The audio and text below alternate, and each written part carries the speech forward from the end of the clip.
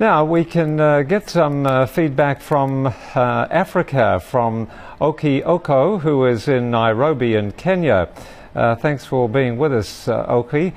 And of course, Kenya knows only too well the actions of Osama bin Laden and the supporters of that particular movement. Has there been any official reaction from the Kenyan government about his death? Hi, Edwin. This morning, the Kenyan Prime Minister, Raila Odinga, said the killing of Osama bin Laden was positive for Kenyans.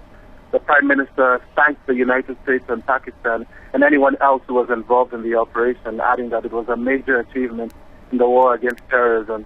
I was in Nairobi in 1998 when the U.S. embassies in Nairobi and in Dar es Salaam in neighboring Tanzania were bombed by Al-Qaeda operatives, where over 200 people were killed and 4,000 people were injured.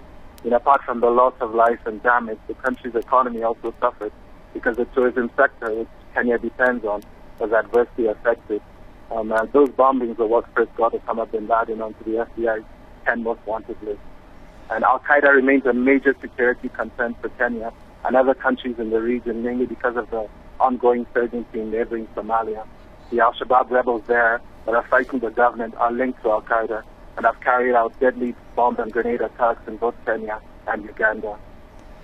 Yes, of course, those attacks in your country and, of course, in Tanzania still very vivid among the people living.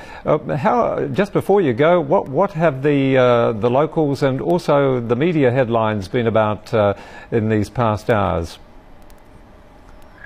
Well, it's evident from people's reaction that the wounds are still very raw. For many people here who still vividly remember the deaths, injuries, and damage caused by the bombing. Because as the news broke of bin Laden's death, it's a public holiday and the news came in quite early.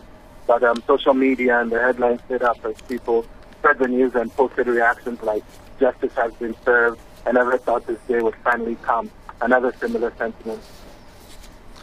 All right, many thanks indeed. We'll leave it there, but we appreciate that analysis. That's our correspondent in Nairobi in Kenya, Okwi Okoh.